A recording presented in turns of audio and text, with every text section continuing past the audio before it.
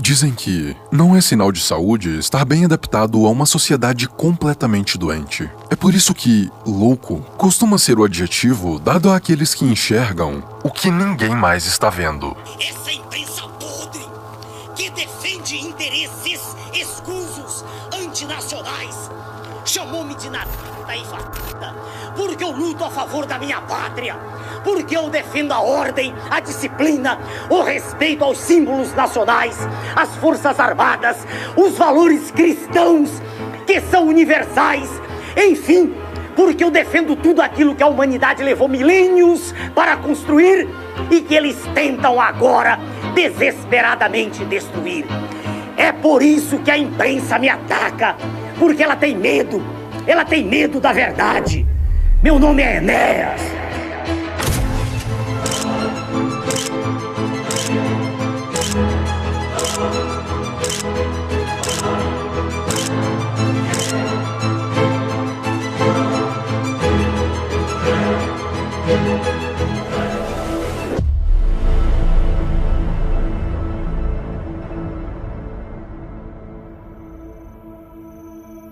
2030, um dia depois do apocalipse.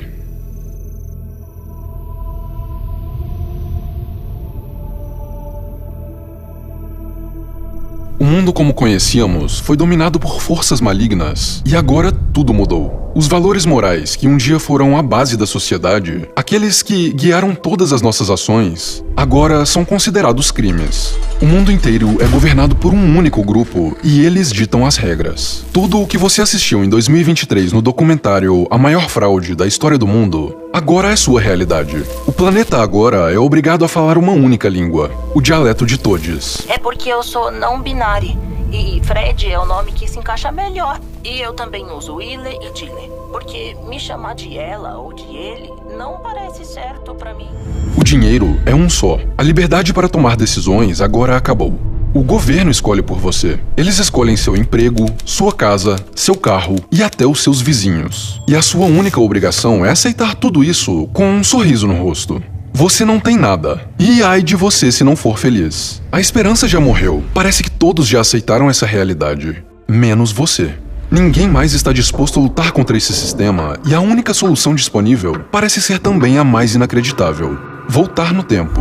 Sim, eu sei, não dá pra voltar atrás e mudar o passado. Mas e se você conseguisse enviar informações pra alguém no passado? Tudo o que você pode fazer é escolher uma única pessoa. Ela será inspirada a enxergar o futuro e ter a esperança de um passado diferente e melhor.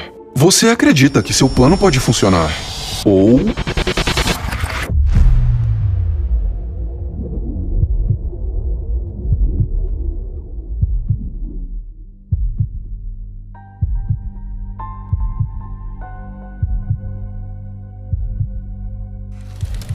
5 de setembro de 1938, nasce o bebê que, um dia, teria a capacidade de enxergar o futuro. Eu sei, máquinas do tempo não existem, mas homens à frente de seu tempo sempre surgiram no curso da história. Este em questão foi muito mais do que um visionário. Foi também médico, cardiologista, físico, matemático, professor, escritor e político brasileiro. Respeitado no mundo, ridicularizado no próprio país. Para alguns, um gênio. Para outros... um louco. Mas é como eu sempre digo, a diferença entre um louco e um visionário é que um deles já sabe o que está por vir. Com o tema Crianças e Adolescentes Trans Existem... Existem restrições internacionais à soberania brasileira sobre a Amazônia. O Anuário da Segurança Pública mostra dados alarmantes da violência no Brasil. O ministro do Supremo, Flávio Dino, suspendeu a lei do Amazonas que proibia o uso de linguagem neutra nas escolas públicas e privadas do Estado. O preço do gás natural disparou lá na Europa. E essa inflação alta que você está sentindo aí no seu dia a dia é um fenômeno global, o mundo sofre. Mais de 360 milhões de cristãos sofreram algum tipo de perseguição religiosa. O PT, que segundo o presidiário José Dirceu, não roubava nem deixava roubar, hoje nem esconde que virou um ajuntamento de larápios. Tudo o que esse homem nos alertou em vida está agora aos poucos se tornando realidade. Mas Enéas não nasceu visionário, muito menos doutor. Não nasceu na riqueza, nem mesmo na pobreza, mas na verdadeira miséria. Filho de pai barbeiro e uma mãe dona de casa, morou em um barracão até os 18 anos. Morei num barraco coberto de palha num dos bairros mais pobres de Belém. Não via miséria pela janela, ela estava dentro de casa. Se a vida já era dura, estava prestes a ficar mais. Aos 9 anos, um menino do Acre fica órfão de pai. A partir daquele ponto, Enéas entraria para a estatística não só do trabalho infantil, como também da fome. Farinha e café. Essa era a alimentação que sustentava o menino e sua mãe depois da morte de seu pai José. Por necessidade, Enéas agora teria de trabalhar. Seu primeiro trabalho foi como açougueiro cortando carne para ganhar alguns trocados. E desde essa época, um traço de personalidade já se mostrava presente: a excelência. Ele via cada tarefa como uma oportunidade de aprender algo novo e fortalecer seu caráter. Depois de um tempo, trabalhou com construção civil. Entre cimento e tijolos, aprendeu o valor do trabalho duro e da perseverança.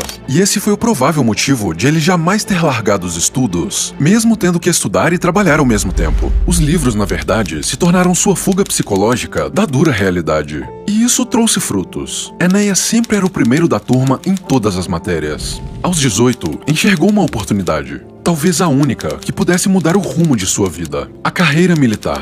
Se alistou no exército, onde a estrutura rígida do ambiente foi a moldura perfeita que formou a personalidade firme e energética que décadas mais tarde se tornaria sua marca registrada.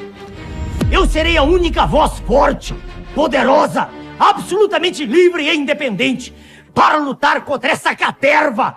Em 1985, prestou vestibular para a Escola de Saúde do Exército e passou em primeiro lugar. 2 anos mais tarde, ele presta vestibular para a Universidade de Medicina e Cirurgia do Rio de Janeiro e, mais uma vez, primeiro lugar. Mas não para por aí. Fui em primeiro lugar em todo o curso primário no Acre, já órfão de pai, trabalhando desde os 10 anos de idade, passando fome. Fui o primeiro lugar no exame de admissão, na primeira série, na segunda série, na terceira série e na quarta série do curso ginasial em Belém do Pará. Ao concluir o científico, não podendo frequentar o curso médico, porque trabalhava o dia inteiro e não podia deixar de trabalhar, dirigi-me por carta ao comandante da Escola de Saúde do Exército no Rio de Janeiro, perguntando-lhe como deveria fazer para ingressar naquela escola. Recebi sua resposta, preparei-me e fui o único candidato do Pará aprovado. Cheguei ao Rio em fevereiro de 58 e quase 2 anos depois era graduado 3º sargento, primeiro lugar da minha turma. Logo a seguir, fui aprovado no vestibular de medicina, onde participaram mais de 500 candidatos. Passaram 5 e eu fui o primeiro lugar.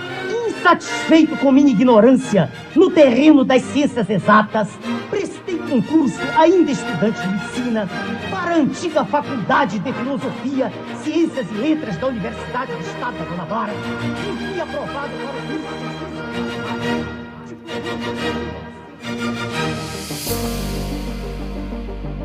Após 8 anos trabalhando no Hospital do Exército, Enéas recebe a medalha Marechal Hermes de Honra e reconhecimento por ter participado de mais de 5.000 cirurgias e se destacado intelectualmente. Estamos em 1968, e agora somente o aprendizado já não o satisfaz. Ao invés de apenas aprender, ele decide também ensinar. Começa a dar aulas de matemática, física, química, biologia e português. Tudo isso enquanto cursa a faculdade, seguida de um mestrado em cardiologia. Como se já não bastasse, durante esse período, ele ainda escreve um livro de 700 páginas chamado Eletrocardiograma. Livro este responsável por revolucionar tratamentos do coração, consagrando-o como autoridade no campo de cardiologia no mundo inteiro. E então você se pergunta, mas o que diabos um cardiologista, cientista, físico e matemático tem a ver com política? Tem algo que você precisa saber sobre Enéas. O Estado detém os bens de produção, né? Sim. E é dono. Eu teria defendido essa tese. Porque eu acredito. Eu sonhava com aquela União Soviética que emergia no pós-guerra. Sim, era uma paixão inocente, mas Enéas amava o socialismo. A promessa de igualdade e justiça social encantava o jovem do Acre que cresceu na miséria. Provavelmente por ter sentido na pele a extrema pobreza, por ter presenciado de perto a realidade do Brasil e visto uma janela mínima de oportunidades para aqueles que o rodeavam, enxergou na Revolução Socialista a esperança de um mundo mais justo. Pelo menos até estudar o que aconteceu nos países onde se tentou implementar a ideologia.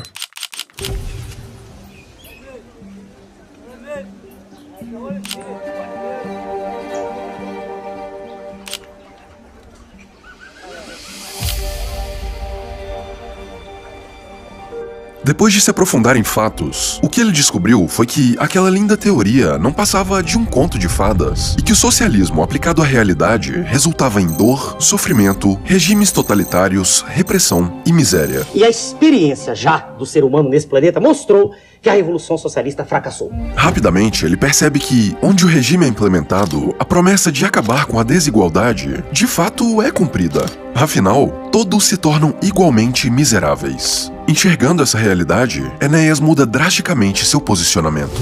Se, do ponto de vista teórico, o modelo é belíssimo, e eu o conheço, não aprendi lendo jornal, eu li os clássicos originais, li livros de Hegel, o precursor, antes de Engels, li livro de Engels, Dialética da Natureza, li o Anti-Júri. Se o assunto, do ponto de vista teórico, é belíssimo, na prática, infelizmente, não funcionou. Então eu não defendo essa tese, não, senhor. Eu defendo o regime da propriedade privada dos bens de produção. Mas apesar de ter sido militar, ele não compactuava com o regime que governava o Brasil entre 64 e 85. Para ele, o extremo oposto ao comunismo também levava ao totalitarismo e promovia a repressão política. Isso o levou a um ponto de inflexão. Ele sabia que era necessário um novo caminho. Acreditava ser possível equilibrar a liberdade econômica com a justiça social. Ele enxergava uma solução. O que ele não enxergava era alguém com vontade e capacidade para aplicar essa solução no Brasil. Então, em 1989, esse homem percebe que não há outra alternativa. É como diz o ditado: se você quer algo bem feito, faça você mesmo. Não tenho nada em comum com isso que está aí. Aliás, discordo radicalmente de tudo. Por isso, nunca fui político. Jamais aceitei o elitismo da direita, a desordem da esquerda, nem a falsa democracia. Meu nome é Enéas. As eleições daquele ano ganharam um novo candidato à presidência da República, Enéas Carneiro. Seus principais concorrentes são os mesmos políticos de sempre. Paulo Maluf. O deputado federal Paulo Maluf foi condenado por lavagem de dinheiro pelo Supremo Tribunal Federal e pode perder o mandato. Cuidado! Fernando Collor. O Supremo Tribunal Federal condenou o ex-presidente Fernando Collor a quase 9 anos de prisão por corrupção e lavagem de dinheiro. Se qualquer um deles for eleito, nada mudará no Brasil. E sim, ele, o painho, Luiz Inácio Lula da Silva. Todos eles foram unânimes em manter a condenação de Lula por corrupção passiva e lavagem de dinheiro. E unânimes também em aumentar a pena de 9 anos e meio, definida em primeira instância pelo juiz Sérgio Moro, para 12 anos e 1 mês de prisão. Um verdadeiro ninho de cobras. Então, por que se arriscar? Por que, do nada, um médico brilhante decidiria abandonar sua profissão para se envolver com política? É melhor deixar que ele explique. Na verdade, está em andamento um projeto maquiavélico de destruição de todos os nossos valores. Na verdade, tudo aquilo que existe de mais digno na pessoa humana está sendo lançado do fundo do poço. Na verdade, cada um de nós perdeu o respeito pelo semelhante. Perdeu o respeito e não acredita mais no trabalho, no governo, no mercado, no crédito, nas pessoas. Na verdade, o que aí está é um atentado cruel à dignidade humana. É contra esse modelo terrível de destruição da cidadania plena que se insurgiu este partido político. Enéas viu e vivenciou os dois lados, enxergou os dois extremos e percebeu que, nas mãos de políticos despreparados e corruptos, a humanidade estava seguindo a passos largos um rumo praticamente inevitável: guerra.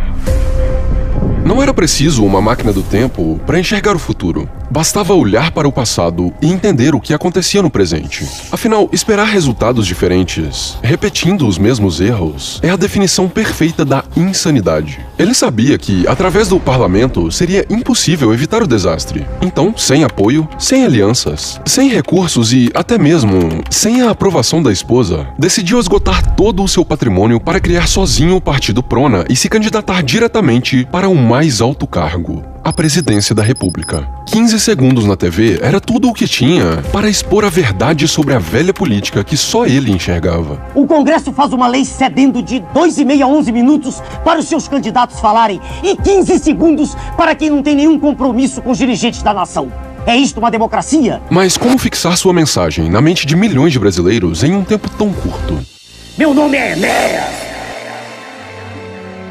O que parecia impossível aconteceu. Com apenas 15 segundos, Enéas consegue a incrível marca de 300 mil votos. Mas por quê? O que fez com que 300 mil brasileiros confiassem em um completo anônimo, sem alianças políticas e sem qualquer apoio externo? A resposta está em uma palavra: revolta. Ele representava um de nós, um brasileiro frustrado e cansado. Nada funciona neste país, está tudo errado, ninguém acredita em coisa nenhuma. Falta alguém com pulso, com determinação para assumir o poder e fazer uma revolução de ideias no Brasil. Não tenho nenhum apoio da imprensa, não tenho nenhum compromisso com ninguém. Não me deram nem tempo para expor meu pensamento. Tenho apenas 15 segundos, mas há uma vantagem nisso.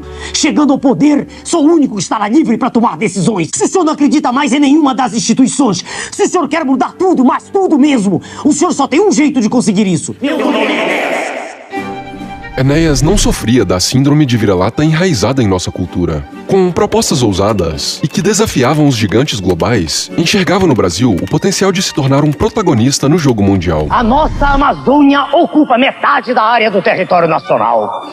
Floresta, bacia hidrográfica, potencial energético, riquezas do subsolo, tudo lá é gigantesco. A Amazônia faz de nós o país mais rico do mundo e essa é a verdadeira razão porque se fala tanto no exterior na internacionalização da Amazônia. Capacitemo-nos a exigir o respeito pela soberania nacional. O Brasil não tem o que temer.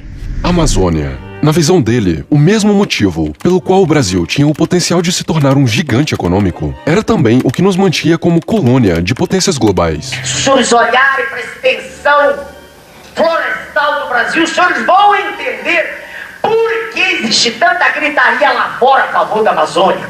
Não é a favor do bem da Amazônia, é a favor dos bens da Amazônia. Em suas palavras, o Brasil deveria virar adulto e deixar de ser criança. Deveríamos proteger não só a Amazônia, como a soberania nacional. A dívida externa do país nos tornava escravos, e a solução para nos libertar dessa escravidão era criarmos uma maneira de conversar de igual para igual com os nossos, até então, colonizadores. Mas como? Ele tinha um plano que estava prestes a ser mal interpretado, distorcido e usado como munição para taxá-lo de louco.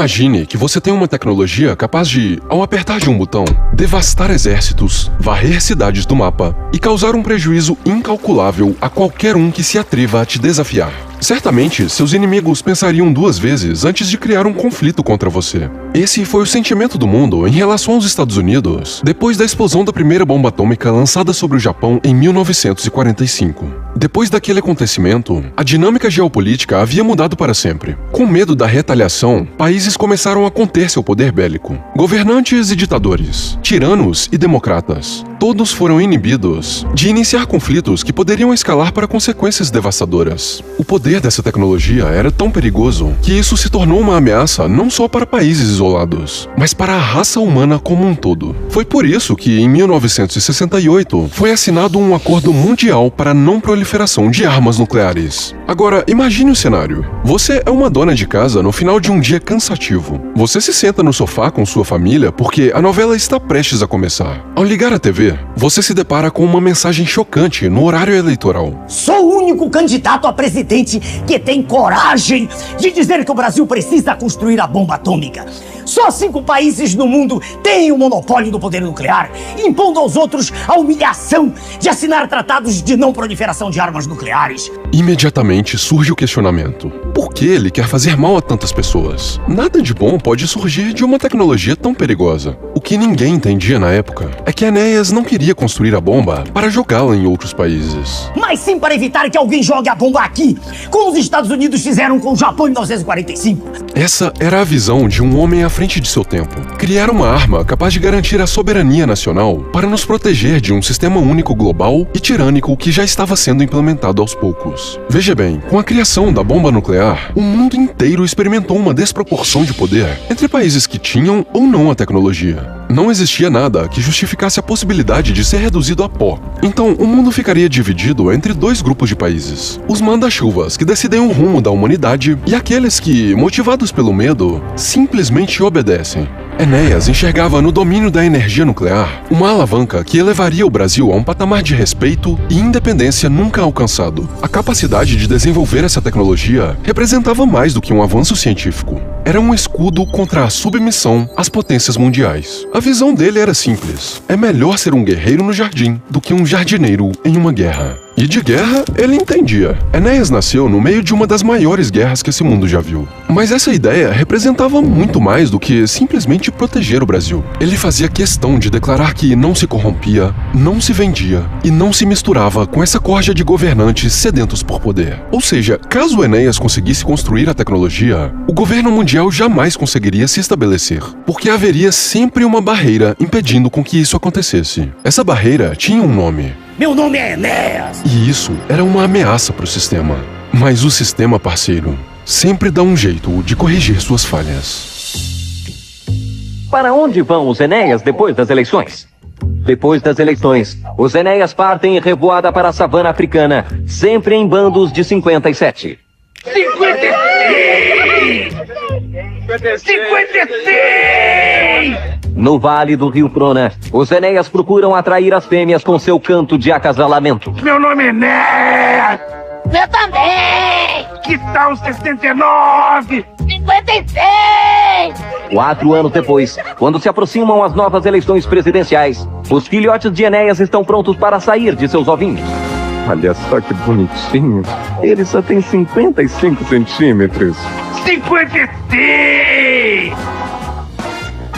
A cada dia que passava, Enéas ficava mais conhecido. Em cada horário eleitoral, ele plantava uma semente na mente de mais e mais brasileiros. A mídia não estava preparada para um político explanando verdades abertamente em horário nobre de televisão. O sistema precisava reagir, mas pela lei eleitoral não era possível impedi-lo de falar. Então, o plano tinha que ser outro. A mídia se organizou para colocar em prática uma estratégia que sempre funciona: preparar, apontar, ridicularizar. Eu passei tudo que penso, tudo que estudei durante a minha vida, física, ciências exatas, matemática, filosofia, nada disso tinha valor. Todo o projeto de educação falava em bomba, bomba, bomba. Eu fiquei sinônimo de bomba. Onde eu passava, gritava bomba. Eu ia dizer o quê? Não tinha como. Com 15 segundos no horário eleitoral, ele já tinha conquistado 300 mil votos em 89. Acontece que, na eleição seguinte, a relevância de Enéas fez com que ele conseguisse aumentar o tempo de tela para 2 minutos. Ou seja, o palhaço da bomba, a piada, agora poderia se tornar uma verdadeira ameaça. Sabe por quê?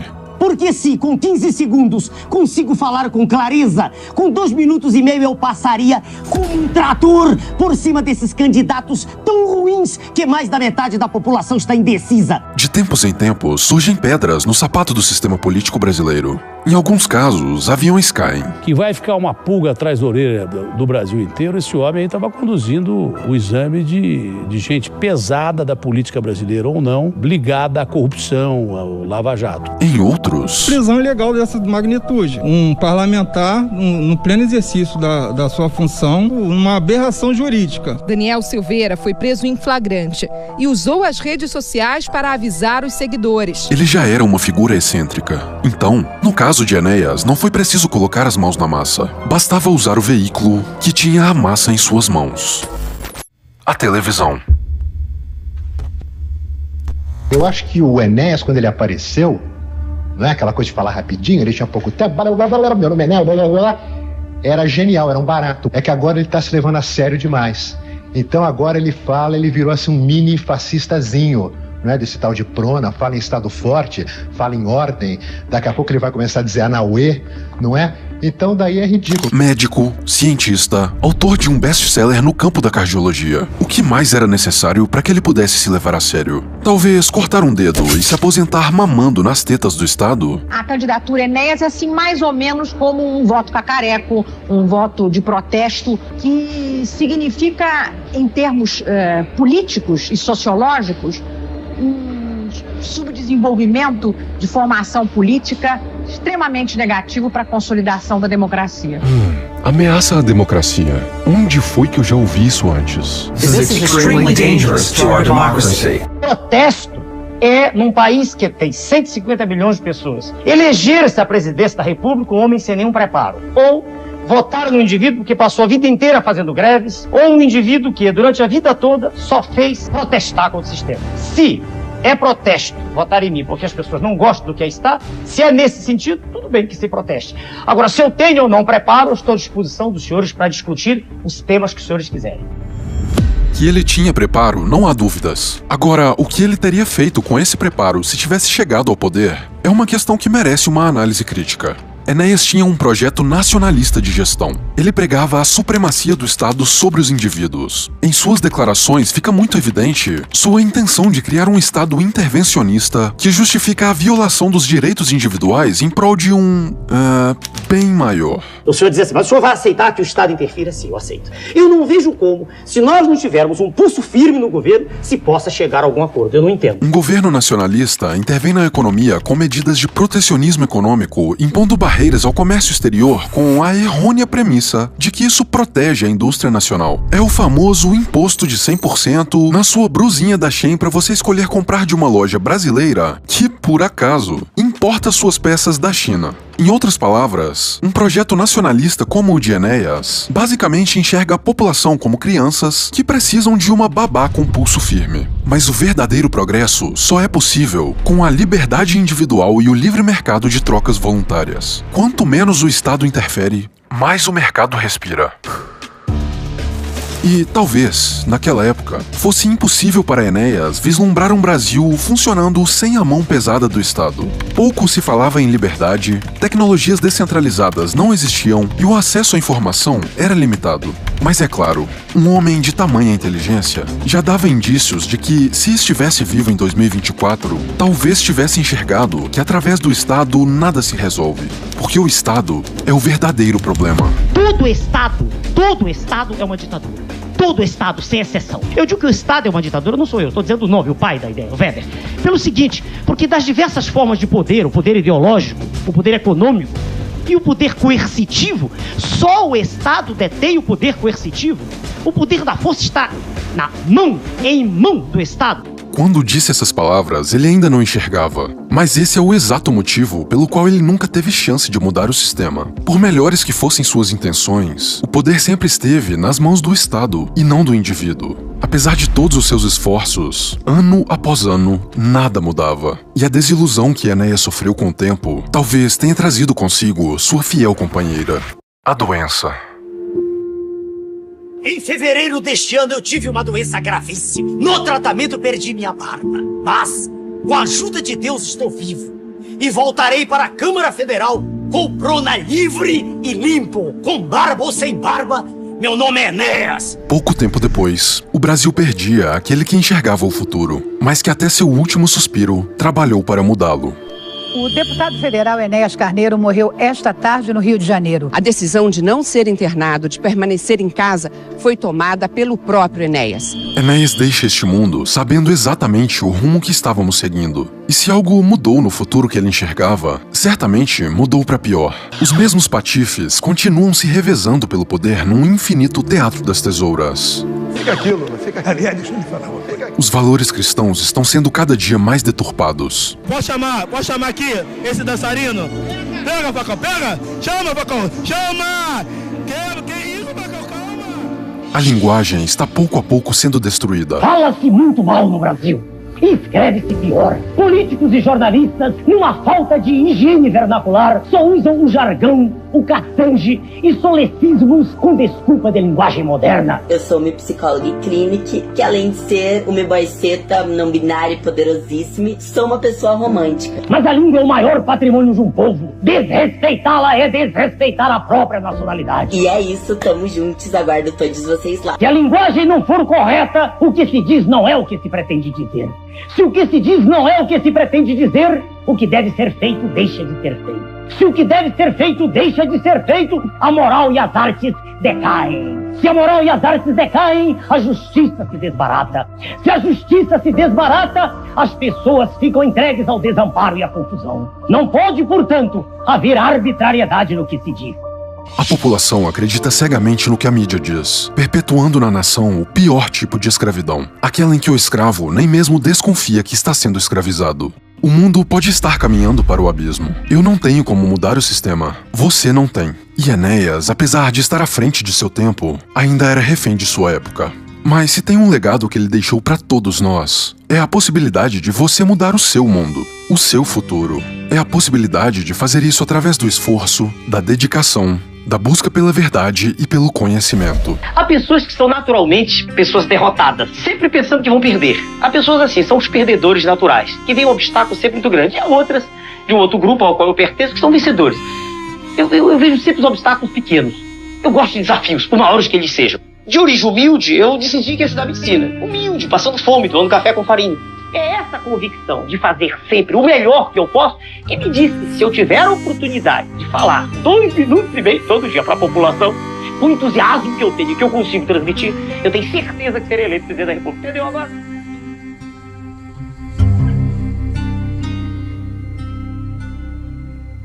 Meus amigos, esse foi definitivamente o vídeo mais requisitado por vocês. Deu muito trabalho pra fazer, o vídeo já tava quase pronto alguns meses atrás, e aí deu tudo errado, eu tive que refazer praticamente do zero. Quem acompanhou a saga sabe muito bem o motivo, então eu espero realmente que vocês tenham curtido, porque deu muito trabalho e eu fiz o melhor que eu pude. E antes de sair, considere clicar na descrição e se cadastrar no Terça Business, que é a minha newsletter com conteúdo gratuito semanal pra você que quer se livrar da CLT e seguir a profissão de criador de conteúdo. Também não deixe de clicar no vídeo que tá aparecendo na sua tela agora. Esse, na minha opinião, foi o melhor documentário que eu já produzi na vida. É uma história muito emocionante e se você curtiu o vídeo do Enéas, sem dúvidas, você vai adorar esse vídeo também. Fechou? Tamo junto, eu sou o Abraham e essa é a minha verdade.